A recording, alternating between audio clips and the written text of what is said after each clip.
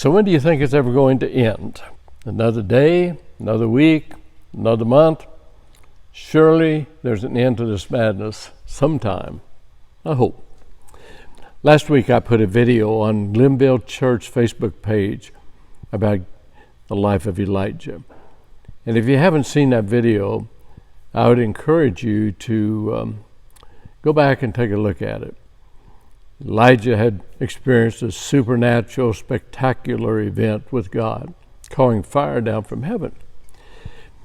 And that's in 1 Kings chapter 18. In 1 Kings chapter 19, we find that because of a threat upon his life, he fled. He's under the juniper tree. He's depressed. He's lonely. He gave up. I suppose it's similar to what many of us face today because of COVID-19. So there's some principles I'd like to learn from the life of Elijah and share them with you. And this is the first one I mentioned last week. Your brightest moment may come in your darkest hour. Your brightest moment may come in your darkest hour. And that happened to me. I'm sure it's happened to many of you. It may happen yet in the future. The second thing that I learned from Elijah is this. God is with you at your highest point and is with you at your lowest point. And the reason I said that is because at his highest point in chapter 18, when he called fire down from heaven, the Bible says, and the hand of the Lord was upon Elijah. God was with him in his highest moment. Oftentimes we don't think we need God in our highest moment, do we? And then in our lowest moment, we kind of wonder, well, where is he? He doesn't seem to be around. And so we have to learn these principles. God will be with you in your highest moment, but he'll also be with you in your lowest moment. And that's what I want to share with you today from 1 Kings chapter 19. Elijah's on a juniper tree. He's sleeping. And in verse number 5, 1 Kings chapter 19, and as he lay and slept under the juniper tree, behold, then an angel touched him. In his lowest moment, God touched him and said unto him, arise and eat. And he looked, and behold, there was a cake baken on the coals and a cruse of water at his head. And he did eat and drink and laid down again. And the angel of the Lord came again the second time and touched him and said, arise and eat, because the journey is too great for you. And he rose and he did eat and he drank, and he went the strength of that meat 40 days and 40 nights into Horeb, the mount of God. So a couple things I want to point out. We noticed in our lesson last week when Elijah was fleeing to juniper tree, he saw the wrong thing. Instead of seeing God, he saw the threat from Jezebel. He sought the wrong thing. Instead of running to God, he ran to the juniper tree to get away from God. And he said the wrong thing. He said, I'm through. It's over. He said, I'm no better than anybody else.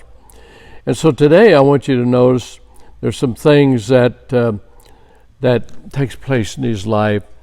And because of what he's going through, because of the depression, because of wanting to give up, because of his situation, because of his circumstance, because of his pain, it drained him. And so we find him asleep. He's drained.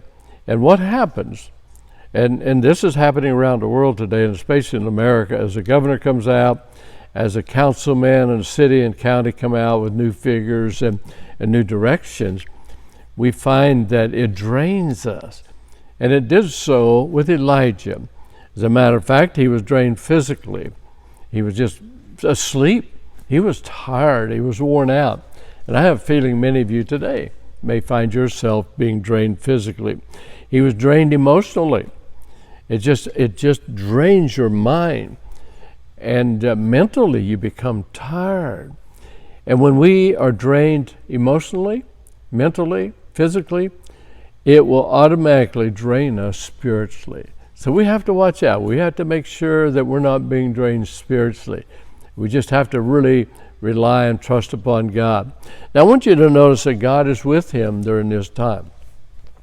You find that God, his presence, the Bible says, as he was laying underneath that tree, the juniper tree, the angel touched him and his presence was there. And I found this so true when I went through some deep depression a number of years ago, and then when I go through some emotional blues. I did not realize for a long time, but God was with me through that whole time. He was present. I could not see it at the time. I always kind of wondered because I wanted to give up ministry. I wanted to give up Christianity. And yet, during that time, I felt his presence. He would say, no, when this is over with, I want you to do certain things. And you could feel the presence. It wasn't something that he said. I didn't actually feel a touch from God, but I knew that he was there in my darkest hour. And he's always there in my brightest hour. And so we have to keep in mind, he is with you. You know, you may think about the coronavirus today, and you may say, where is God at? Well, let me tell you something. God is present.